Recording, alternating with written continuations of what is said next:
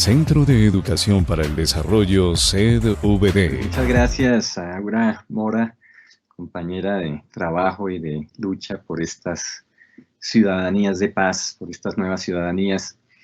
Muchas gracias también a la Universidad Virtual y a Distancia, a la sede virtual y a distancia de nuestra universidad por esta invitación, al director de la maestría, por supuesto al rector Álvaro Campo y a nuestra vicerrectora Yeldi, que esperamos verla pronto y agradecerle toda la labor que hizo por nosotros y por el trabajo general de la universidad. Luego de superar estos inconvenientes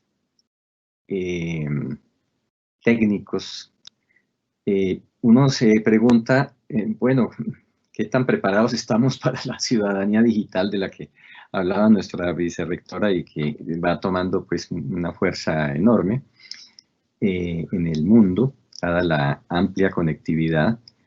Entonces decía que hay todavía millones de ciudadanos y ciudadanas que no tienen acceso a estos vínculos digitales que tanto nos han ayudado en este momento. Por lo tanto, es otro ángulo de la búsqueda, de la investigación acerca de cómo democratizar estos medios y cómo contribuir a que en este aspecto no se ahonde aún más la honda desigualdad que ya tenemos, la profunda desigualdad que tenemos.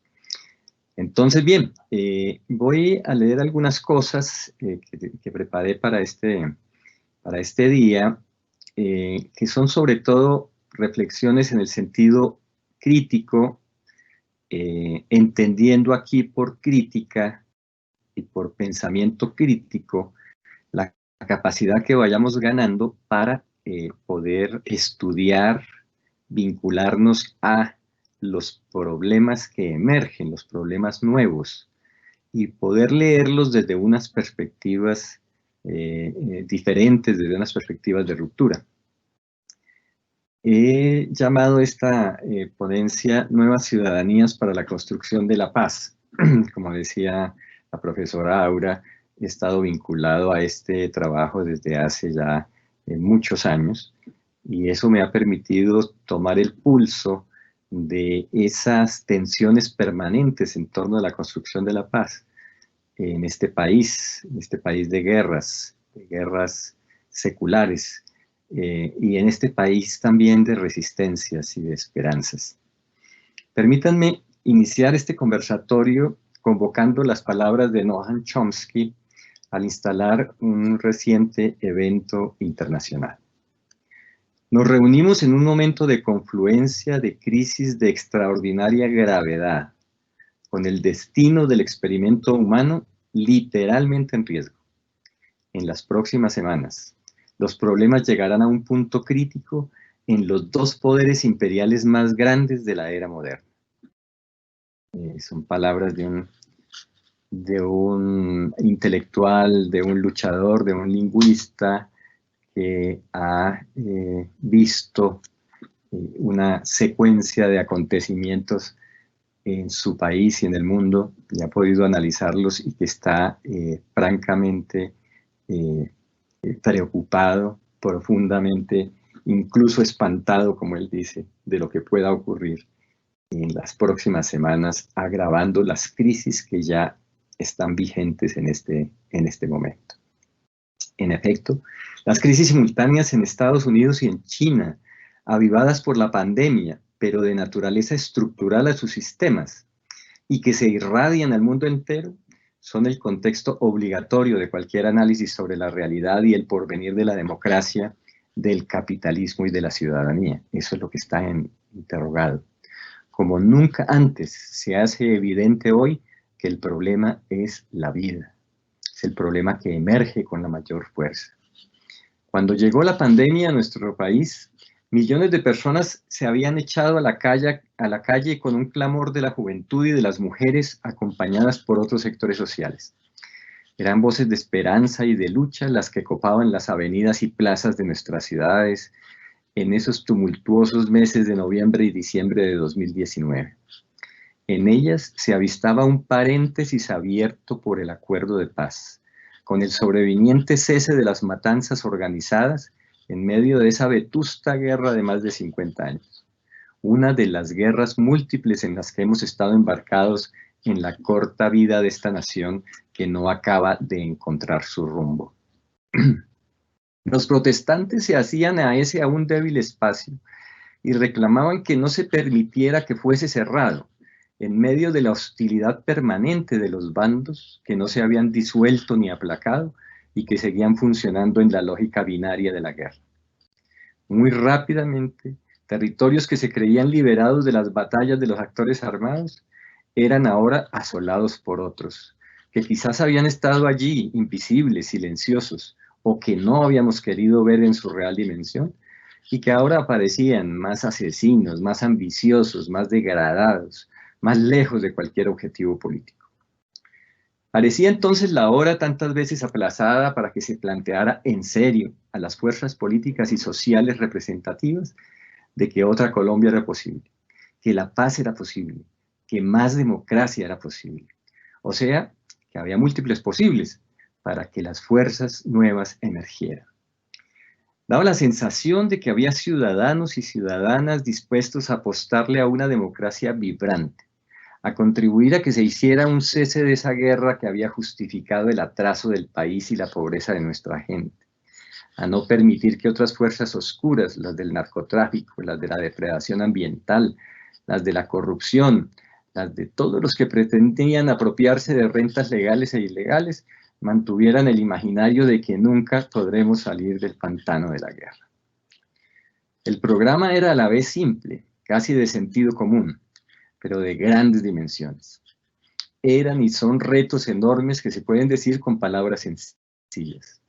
Solo hay que darle una oportunidad a la paz, apartar las sombras de los autoritarismos, convocar a la construcción de lo común y comenzar a superar con la verdad y la reparación para las víctimas, así como con una justicia que restaure las heridas, el enfrentamiento fratricida que se ha querido naturalizar.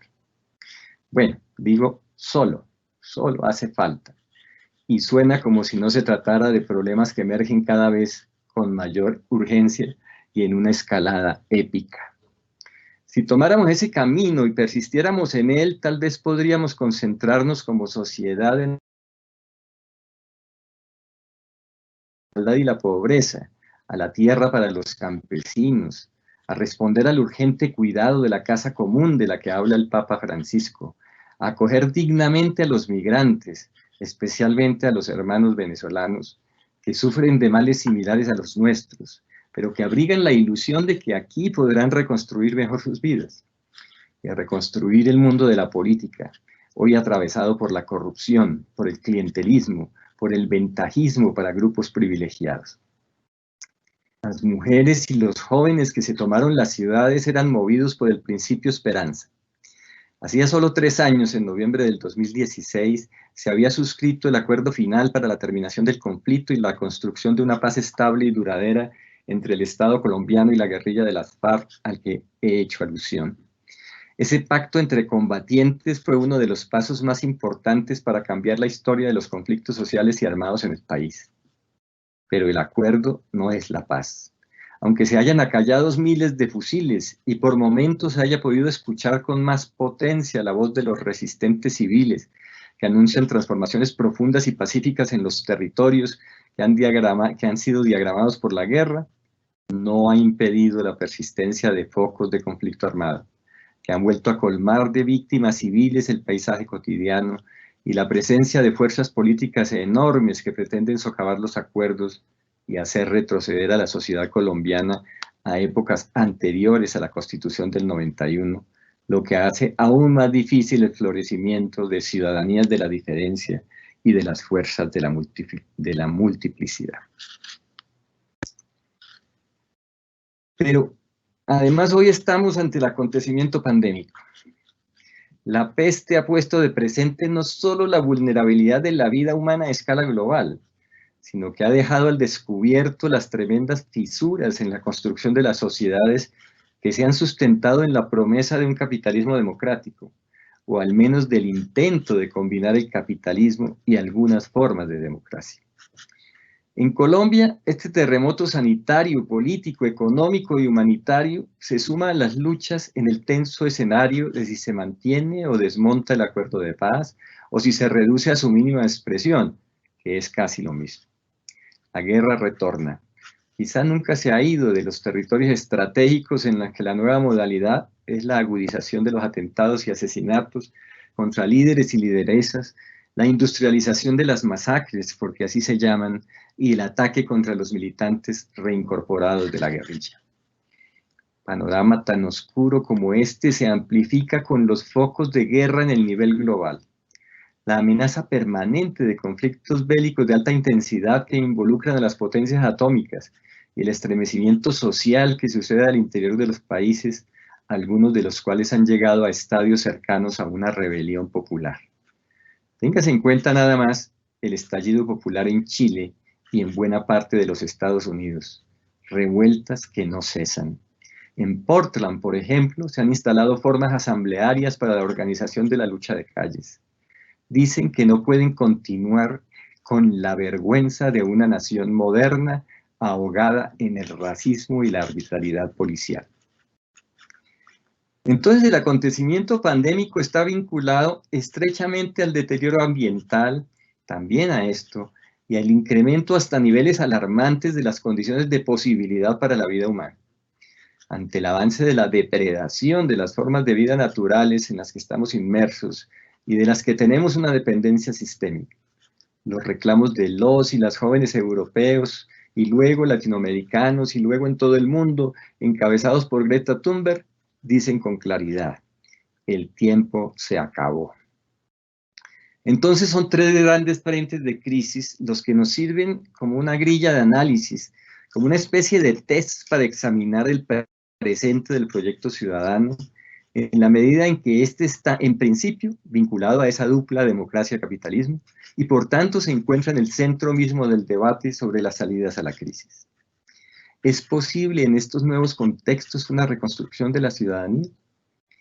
Hay que recordar que la ciudadanía, la democracia representativa y el Estado Nacional fueron en el momento de surgimiento de la modernidad una alternativa que se presentó a la guerra civil enquistada, a las guerras entre imperios y a la percepción de que todo se estaba hundiendo. Es en ese oscuro panorama que se escribió el Leviatán de Hobbes, planteando un tipo de soberanía específica que fue la que luego se recogió, modificó y se fue extendiendo por todo el mundo occidental.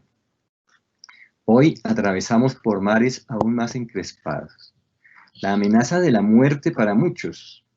O sea, que ante nuestros ojos se diezmen poblaciones enteras y quizás se extingan algunas, y que tal vez me toque a mí, a los míos, un destino de este tipo, tal como lo ha planteado la rápida expansión pandémica.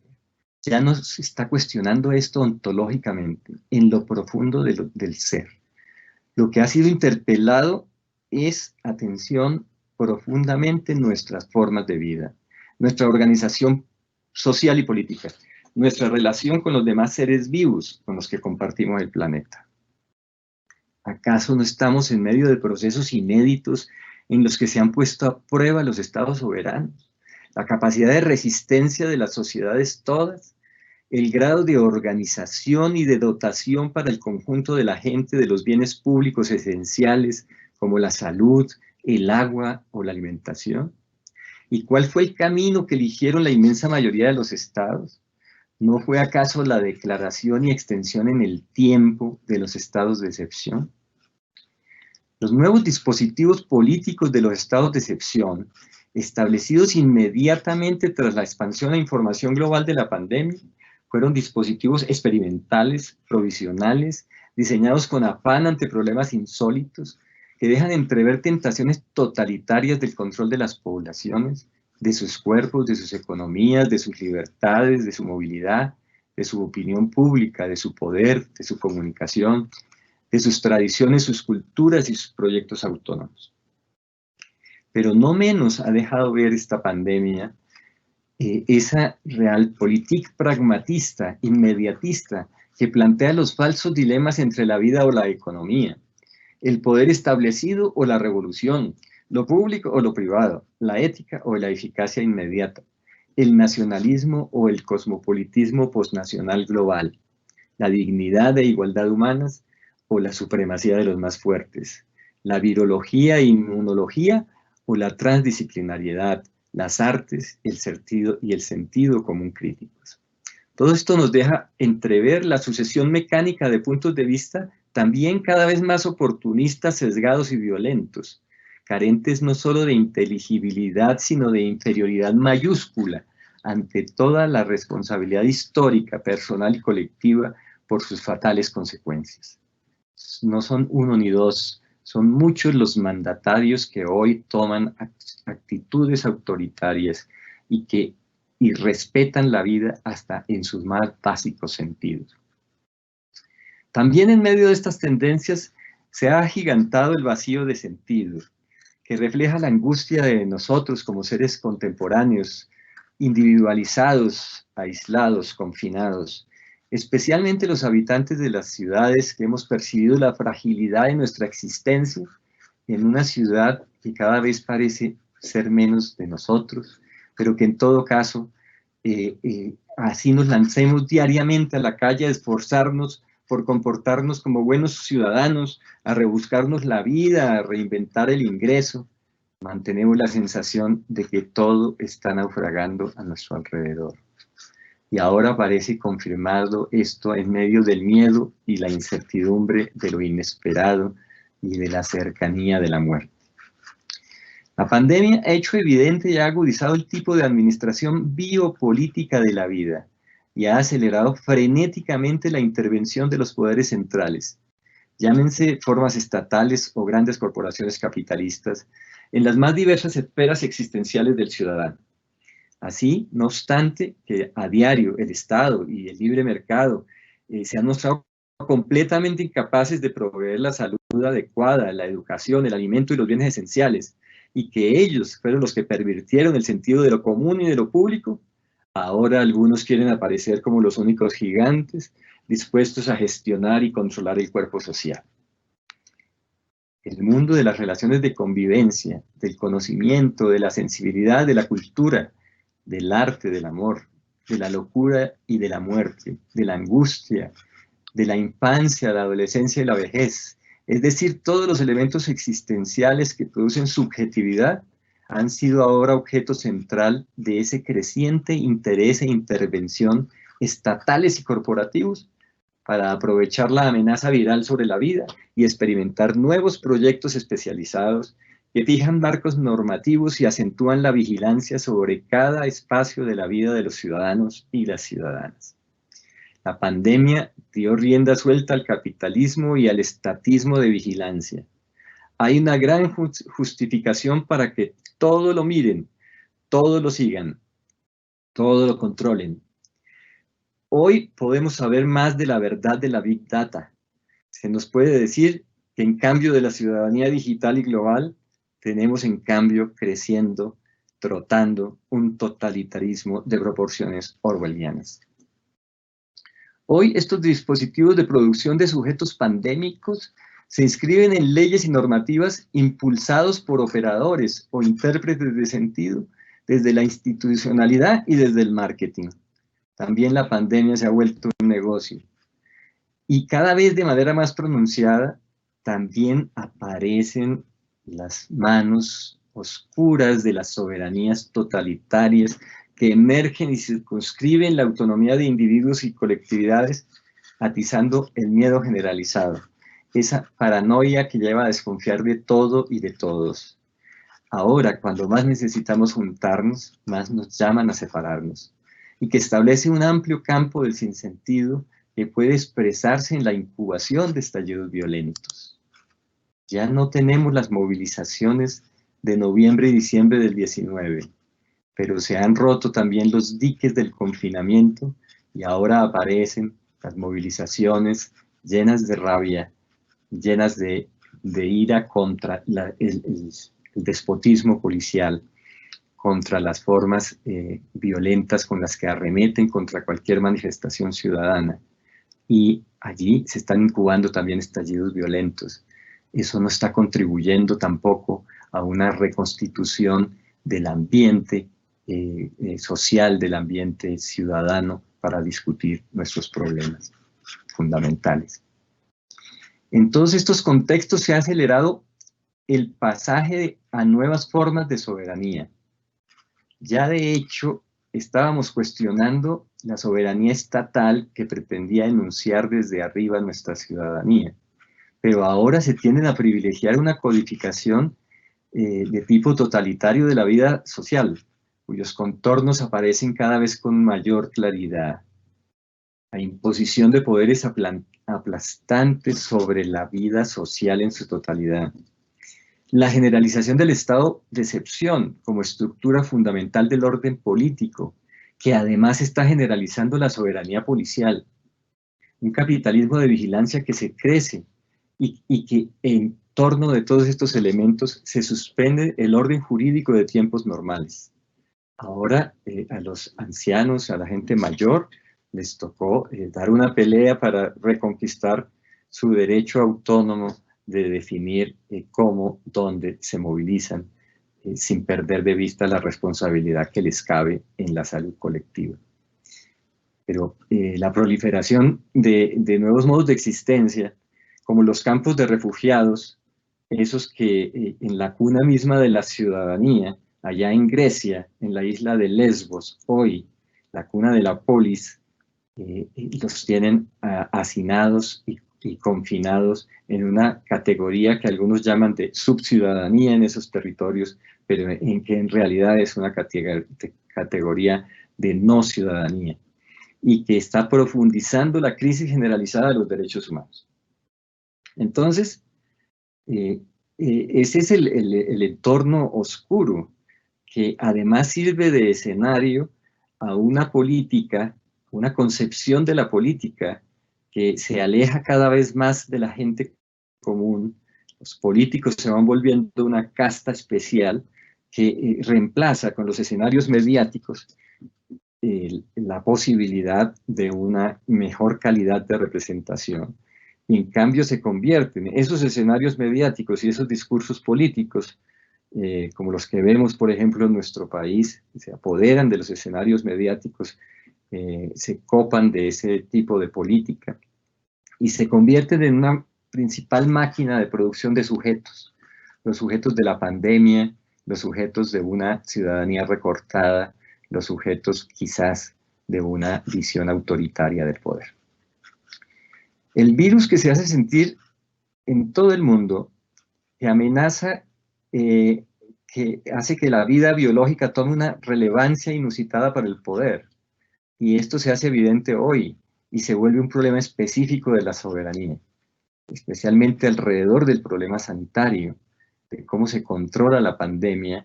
Se han experimentado una serie de dispositivos de control, de limitación. En algunos países se ha llegado a esa dura situación en la que el poder médico, ahora administrado por las aseguradoras, por los bancos, por el sistema financiero, se convierte en una especie de soberano de vida y muerte, que tiene que definir quiénes viven y quiénes mueren ante la precariedad de la oferta de los servicios públicos, pero también ante la operación de esa microfísica del racismo que todavía sobrevive en los distintos confines, en las que se pueden separar algunas clases, algunos núcleos poblacionales con los cuales podría haber una tentación de prestar la menor atención y, ¿por qué no?, de dejar morir. Entonces, en el curso de esta expansión viral, donde se han experimentado un sinfín de técnicas políticas para controlar la reproducción del virus, para diagramar los territorios del contagio, para regular los asentamientos humanos, intervenir en los tratamientos y en las búsquedas científicas, lo que se intenta es disciplinar la movilización general de la sociedad y se ha conseguido limitar al máximo el desplazamiento de la gente.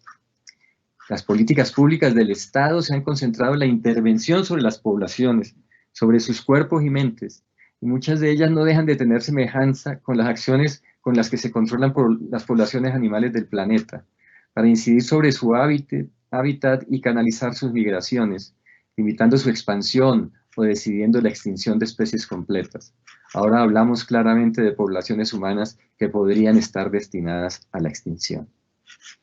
En medio de eso, la modalidad de los estados de excepción favorecen un tratamiento a los territorios de la sanidad equivalentes al de las zonas de guerra, generando escenarios de abigarramiento y saturación de formas de Estado, en el que se ponen en juego las más diversas estrategias y proyectos que estratifican a la población, que profundizan la inequidad, que controlan a los más débiles, a los más vulnerables sobre todo, que nos vigilan a todos y a todas, que diseñan la gestión de la vida. En una palabra, que se proponen territorializar de nuevo modo, aprovechando el poder médico en la pandemia, el poder de los estados, comportándose claramente como biopoderes con tendencias totalitarias. Y es que esas soberanías en nombre de la salud, de la vida, del derecho, están poniendo en juego su propia legitimidad. No es casual que haya una caída en picada de la popularidad que miden las encuestas de los gobiernos.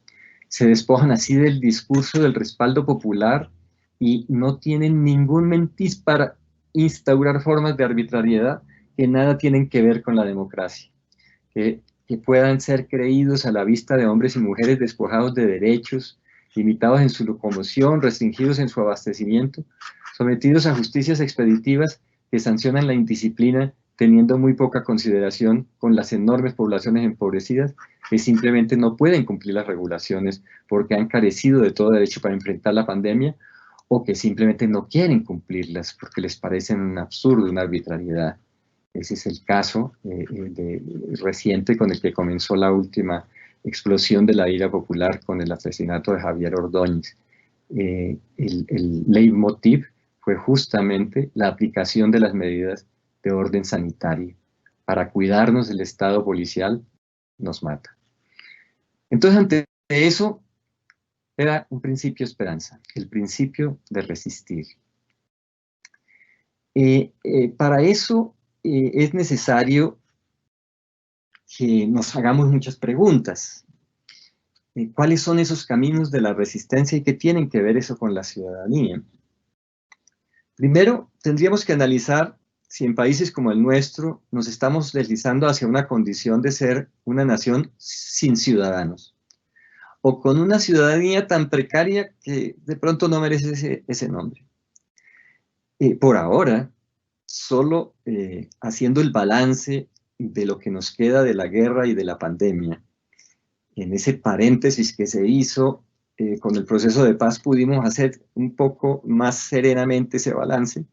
Sabemos que son más de 9 millones de víctimas, muchas de ellas, más de 7 millones de refugiados de la guerra, que aquí llamamos desplazados internos, pero en realidad son refugiados internos, que han sido despojados de sus derechos de ciudadanía plena. Por lo tanto, en este asunto, en esta cuestión, la meta sería desvictimizar a nuestras víctimas, dignificar nuestros territorios y ciudadanizar nuestra lucha contra la guerra. Esto es permitir la emergencia de todos los experimentos de nuevas formas de organización social en el nivel local y comunitario que se resisten al totalitarismo de la guerra o de las muchas guerras que nos acosan. Allí es donde se están gestando las nuevas ciudadanías, las nuevas democracias, los nuevos mundos que reconfiguran la política y la sociedad desde abajo. Pero, ¿qué nos implica esto? Nos implica buscar las sendas de un cuestionamiento crítico y una forma de limitar el principio de la mayoría representativa que supuestamente condensa la voluntad general. Esto requeriría por lo menos en primer término una cierta modernización, digamos, de la política ciudadana. Hacer posible que nos aproximemos al planteamiento liberal, al objetivo de las revoluciones liberales, de aquellas del siglo, finales del siglo XVIII y del siglo XIX, que propusieron una democracia de todos y de todas. Pero esa democracia no puede seguir siendo garantizada, ya la gente no confía en eso, solo por unos pactos escritos, porque las palabras en el papel no son suficientes. Se requiere, en cambio, de una ciudadanía activa, que controle permanentemente a los representantes. Comencemos por lo menos por ahí.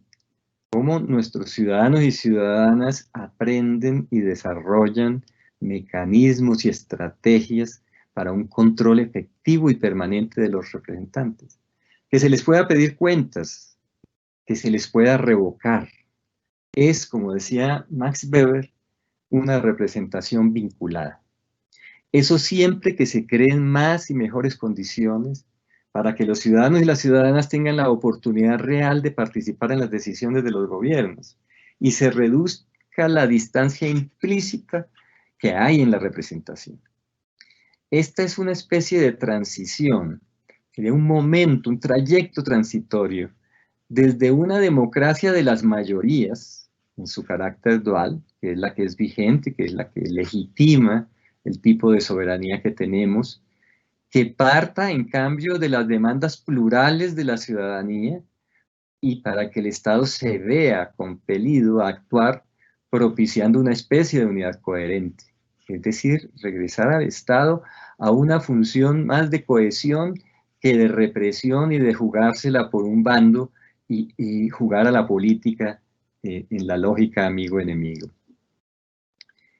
Esto ya ha venido siendo experimentado y se llegó a casos en que se radicalizó esta forma de democracia participativa, llegando a tener influencia en la definición del destino de la red pública, o sea, de los presupuestos de muchas ciudades latinoamericanas y de otros confines, antes de que esa idea de los presupuestos participativos como forma de democracia participante, que tuvo mucha fuerza en Brasil y otros países del sur, y que incluso en Colombia, en ciudades como Bogotá y Medellín, llegó a ser definida como un medio institucional que se le otorga a los habitantes de las localidades para, en este caso nuestro, apenas resolver o influir sobre una parte de esa red pública, una partecita del presupuesto de la ciudad.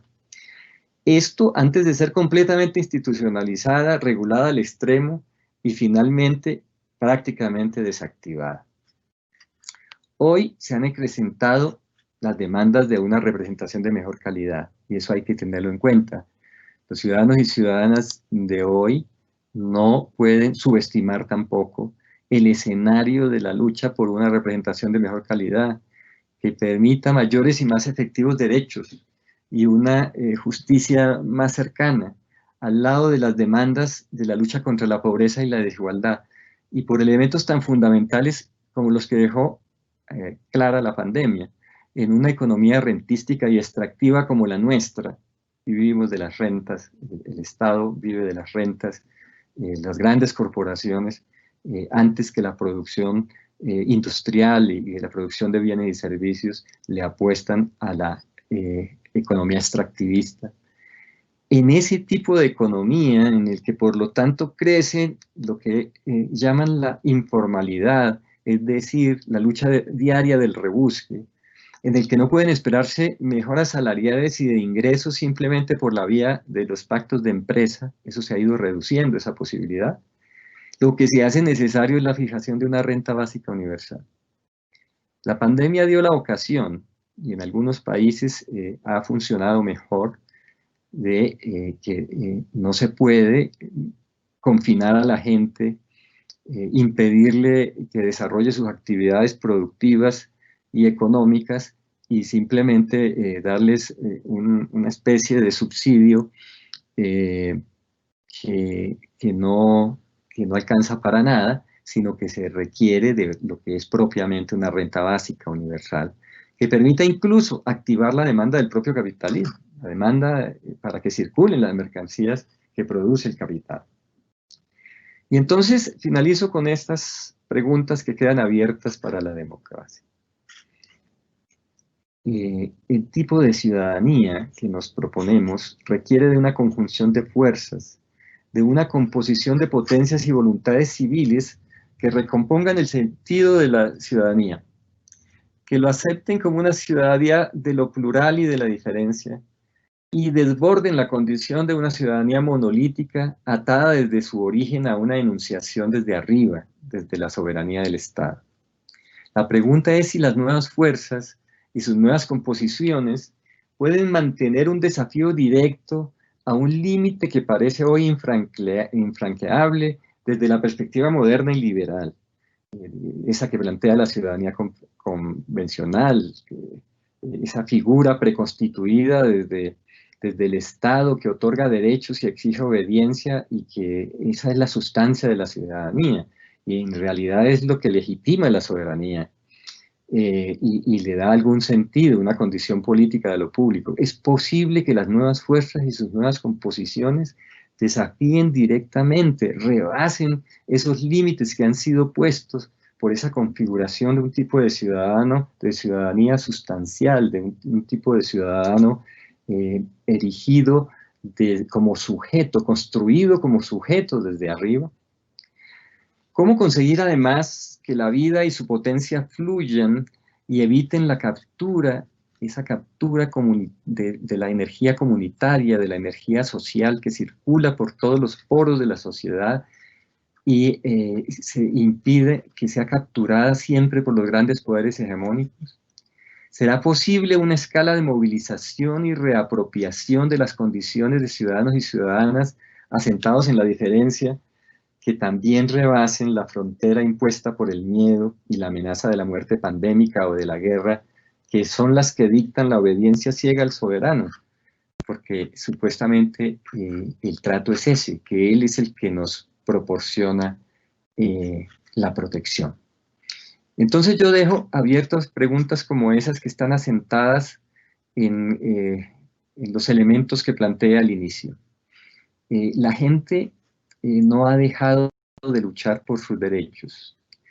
La gente no ha dejado de reinterpretar la situación y ha estado, en el caso colombiano, en una gran parte de la población ha aceptado con una responsabilidad civil también el cuidado de sí y de alguna manera el impacto que se tiene en el cuidado de los demás y de las demás. Pero eso tiene unos límites, y esos límites han sido planteados por la capacidad que se ha mantenido, que venía dándose desde años pasados, desde situaciones pasadas, y que hoy retoma su camino, y que está planteando otra línea de construcción de la ciudadanía.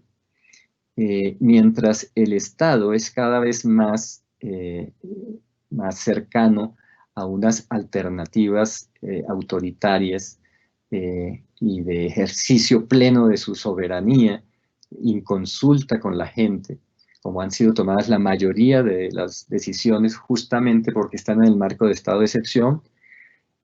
La gente en el campo, la gente en las veredas, en las poblaciones, la gente en los barrios, no ha perdido su capacidad de encuentro.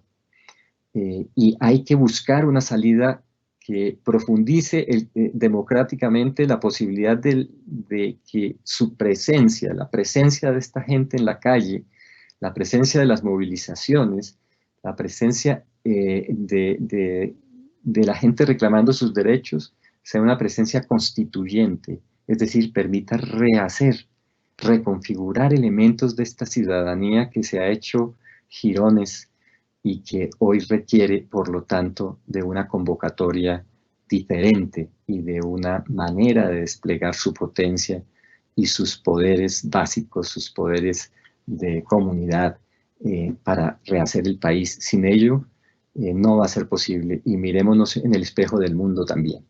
Bueno, era solamente para dejar esas inquietudes. Muchas gracias por la invitación y quedo abierto a sus preguntas.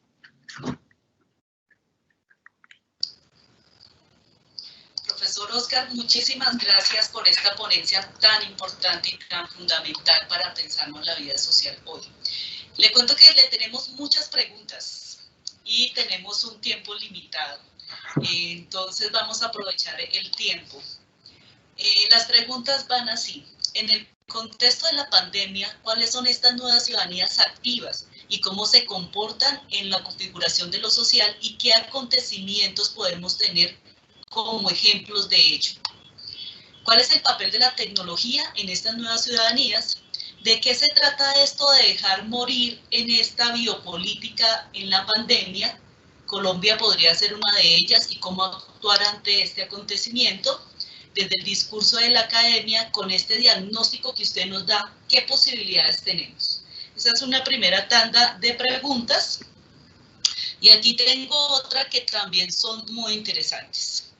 De Álvaro Acosta, dice lo siguiente: la propuesta para resolver entonces la crisis de la democracia profundizada por la pandemia que invita a lo policíaco, el autoritarismo entonces sería la profundización de la democracia participativa por medio de la resistencia, del accionar de la ciudadanía activa en la definición de los derroteros de futuro. ¿Será que sí podemos, por medio de mecanismos de la democracia participativa, poder resolver los problemas de la democracia representativa? Y otra pregunta de Carlos Fajardo. Cordial saludo. Las situaciones planteadas por la pandemia han demostrado la imperante necesidad de potenciar los comportamientos y competencias ciudadanas de las personas. Si bien inicialmente la salud ha sido el principal jalonador, pero tornando en oportunidades de amenazas, ¿qué otros tipos de comportamientos y de competencias ciudadanas deben fortalecerse en otros campos según las lecciones aprendidas? Bueno, aquí tenemos una gran variedad de preguntas, profesor Oscar. Sí, muchas, y todas muy importantes. Igual, pues creo que respuestas completas pues no hay. Solo hay pistas, hay caminos por donde podríamos hacer un seguimiento. La primera en el contexto de la pandemia, cómo podrían emerger nuevas ciudadanías. Hay que decir que aquí también hay una especie de espiral que está regido por el principio de incertidumbre, porque las condiciones que se han creado por la pandemia, aunadas a las otras, porque es que las otras no dejan de existir, por eso mencionaba esas tres grandes crisis, la del el problema ambiental, la del problema de la guerra y el problema ahora de la pandemia. Aunadas esas tres crean unas condiciones de muchísima dificultad. Es una crisis de grandes proporciones, como decía Chomsky, de una gravedad que prácticamente está poniendo en juego el proyecto humano. Es una posibilidad, así nos lo ha planteado también el grupo de trabajo de Greta Thunberg, esta niña jovencita luchadora por los derechos ambientales y que nos ha hecho un llamado categórico y nos ha dicho, miren, el tiempo se acabó, señores. Esto no se puede seguir pensando para la siguiente junta de los estados en el año 2022. O sea, es inminente una grave tragedia ambiental. Y el virus, sin duda, como ya lo han analizado varios científicos, mucha gente relacionada con la disciplina de la biología y demás, el virus está asociado a una especie de respuesta del sistema de la biosfera que nos está haciendo unos llamados, nos está lanzando unas alertas. Se puede continuar con esta sociedad de consumismo desaforado, concentrando el poder en tan pocas manos, manteniendo la amenaza de la guerra nuclear y de otras confrontaciones espantosas. Y entonces es en medio de eso, en medio de esa crisis que se retroalimenta por tantos lados y en el que claramente la salida no está por la vía de los de los grandes estados soberanos, de las grandes potencias, porque ellos son parte del problema, no de la solución. Entonces sí hay que reparar que en medio de esa enorme dificultad, solamente las fuerzas sociales que se constituyen más de abajo hacia arriba, que constituyen la sociedad de abajo hacia arriba, que nos están diciendo no sigamos pensando que la sociedad la están construyendo los políticos, el Estado y los soberanos, o los grandes poderes económicos. Ellos lo que usufructan es la sociedad. La sociedad somos nosotros y nosotras, los que tenemos que buscar el reacondicionamiento, la recomposición. Uno tiene la esperanza de las experiencias pasadas, incluso la configuración de esta modernidad que hoy tenemos, este sistema político tan imperfecto, pero que de alguna manera dio un salto para resolver crisis gravísimas que habían en el siglo XVIII, en el siglo XIX, esos momentos de crisis tan profundos permitirían la emergencia de nuevas fuerzas y de nuevos proyectos de sociedad. Pero tenemos que replanteárnoslos a fondo. El problema es que, como decía yo al principio, lo que está interrogado, como es una pregunta por la vida, o sea, nada menos que por la vida, es un problema de nuestro ser, de la ontología profunda de la que estamos constituidos los seres humanos y en donde estamos inscritos en este mundo de la vida. Como el problema es ese, pues hay que acudir a las potencias que desarrollan la vida, que la expanden, no a las que la compelen. Ahorita, por eso cada vez es más descabellado pensar en una insurrección armada en un momento como este, que algunos siguen pensando que esa es una alternativa. No, hoy el camino justamente está en la capacidad que tenga la sociedad de reorganizarse, de replantearse sus modos de existencia, porque con esos es que hemos estado retando a la naturaleza, con eso es que hemos estado atentando contra nosotros mismos. Entonces, en ese contexto, yo creo que es lo que ocurre de las soberanías, de los grandes estados soberanos, eso mismo que nos dimos nosotros y que tiene la legitimidad que le dan nuestros votos muchas veces a esas formas de gobierno que tenemos. Por supuesto que se baraja esa vieja sentencia de si la alternativa del soberano es ayudar a construir la vida o es producir la muerte, o por lo menos dejar que la gente se muera. La pandemia nos ha colocado frente a eso, de cara a eso, sin tapujos. Muchos médicos, mucho personal sanitario estuvo y está ante esa disyuntiva en la que el poder soberano lo tiene incrustado. No hay cama, no hay UCIs para la gente. Y entonces, ¿a quién le damos la cama que queda? Ahí hay una decisión de vida o de muerte. En lo micro y en lo macro se está haciendo lo mismo. ¿A quién le damos el dinero público? ¿A quién ayudamos con nuestros subsidios? Y esa es una decisión política de vida o de muerte. Hay gente que se está muriendo. Y sin embargo hay gente a la que le están dando ayudas del Estado con nuestros impuestos, que pues está ayudándole a su proceso de acumulación. El problema de la tecnología, lo mencionaba al principio, es también de muchas caras. Tenemos hoy una tecnología que nos permite, por ejemplo, estar en esta relación. Es una relación intelectual, de construcción, de aprendizaje, que no podríamos tener en el confinamiento sin estos dispositivos. Pero la tecnología, ¿qué es? Es conocimiento. ¿Quién está produciendo ese conocimiento?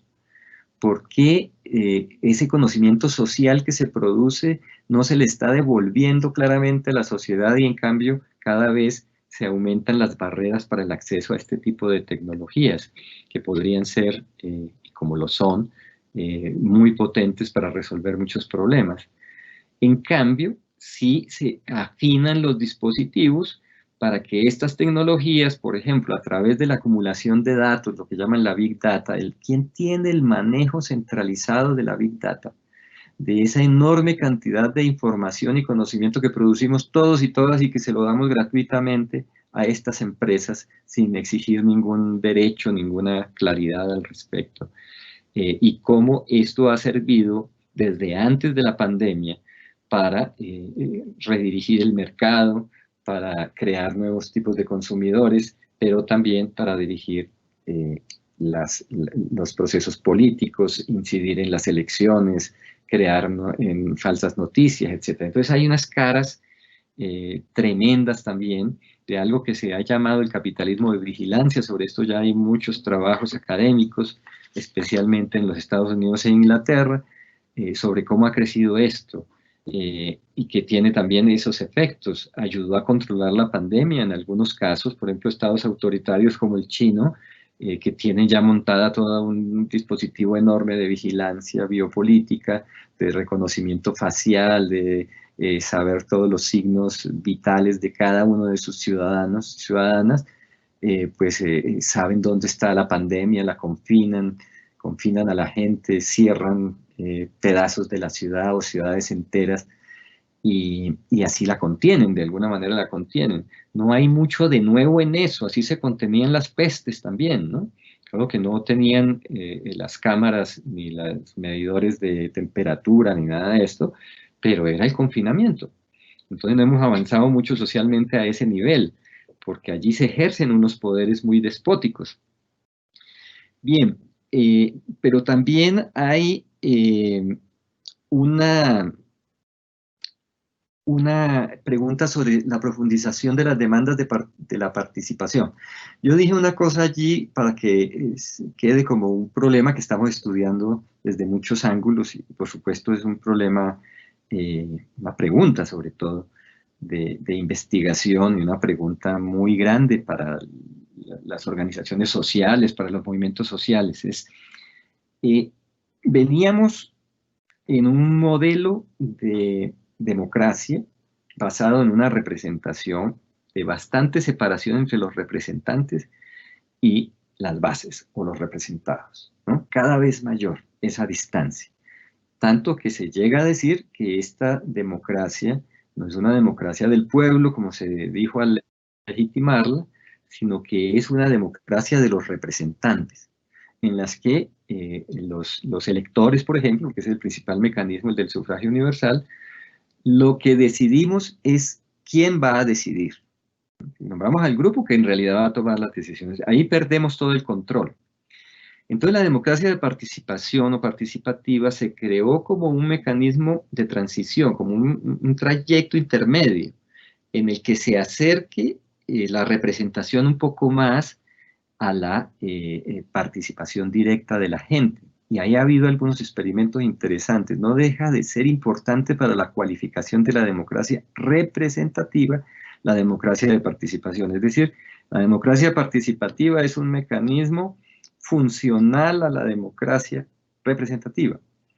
Por eso no es suficiente, pero sí es un camino. Es decir, qué bueno tener un mayor control, qué bueno que cada vez podamos decidir sobre más asuntos, pero seguimos siendo, digamos, funcionales al núcleo representativo de esa clase profesional que se volvió la clase de los políticos representantes, que detrás de la cual hay tantos intereses económicos, políticos, tantos poderes fácticos que están detrás de eso. Entonces la pregunta es, ¿nos contentamos con la democracia participativa cuando ya vimos que algunos de sus experimentos más exitosos, como los presupuestos participativos, fueron ya institucionalizados, cooptados, sometidos a las regulaciones que hacen que sean totalmente dependientes de la vieja democracia, llamémoslo así? ¿O empezamos a abrir otras maneras, otros caminos que solamente pueden estar allí en lo local, en lo territorial, en lo cercano, en lo próximo, en donde podemos ejercer poderes decisivos de la comunidad en torno de sus propios problemas, demandando autonomías, demandando conexión entre esas autonomías y haciendo ejercicios, experimentos que se vayan diseminando por todo el territorio para encontrar novedades, porque lo que hay aquí de por medio es qué tan creativos somos o no para eso, para crear lo nuevo. Y finalmente, veo aquí el problema de la salud como jalonador de unos posibles cambios. Yo creo que lo que ha salido con la confluencia de todas estas crisis son asuntos como este. Hoy en día la ciudadanía debería ser una ciudadanía del cuidado, en primer lugar, porque el Estado es completamente impotente para resolver el problema de la salud de la gente. Entonces es la ciudadanía abajo, en esas nuevas ciudadanías plurales que comento, donde quizás puedan empezar a desarrollar políticas de cuidado que atraviesen todo el proceso social. Porque, una vez más, hay que poner la vida en el centro. Y no es un cuidado solo de nuestra salud, es un cuidado de los demás, de las demás, pero es un cuidado también de todo lo que nos rodea. Ya hay movimientos muy avanzados que se plantean un biocentrismo, la vida en el centro y por lo tanto el cuidado de la vida como núcleo fundamental de una acción política. El cuidado se ha vuelto no solo un problema ético, sino un problema político de primera importancia. Entonces quizás la salud nos esté llamando a eso. Nos está llamando también la pandemia y lo que vimos, y estos dispositivos de estados de excepción con el que se ha manejado y el capitalismo de vigilancia, que tendríamos que plantearnos una ciudadanía digital. Es decir, cómo democratizamos, cómo hacemos que estos medios no sean simplemente un instrumento de contacto, sino que sean una forma de construcción de encuentros, de producción de nuevos conocimientos, de saberes, apropiarnos de esto también. Y por supuesto, en el fondo de todo están las ciudadanías de la diferencia. Es decir, cómo posibilitamos que la ciudadanía de nuestras comunidades ancestrales alrededor de sus sabidurías y de sus formas comunitarias florezcan y se mantengan, que la ciudadanía de nuestras comunidades afro puedan desplegar todo ese potencial de trabajo, de cultura, de alegría, etcétera, que nos impregna y que nos puede fortalecer toda esa potencia que hay allí en eso que las comunidades afro significan, pero igual sobre todas las diferencias existentes. La mujer y los jóvenes han tomado hoy el mando, el gobierno de la gran movilización por las transformaciones. Así lo vimos en Chile, así lo estamos viendo en los Estados Unidos, así lo hemos visto en Colombia. Entonces, por lo tanto, ese tipo de ciudadanías, que son ciudadanías de la diferencia, también las de todo tipo de minorías, las minorías de orientación sexual, cómo replanteamos el problema religioso, el problema de la espiritualidad, etcétera, está en el seno de la producción de las nuevas ciudadanías. Muy bien, yo dejaría ahí esas respuestas. Muchas gracias, Aura. Muchas gracias a los compañeros y compañeras. Muchísimas gracias a usted, profesor Oscar. Fue un gusto tenerlo en este espacio. Bueno, muy amable. Centro de Educación para el Desarrollo, CEDVD.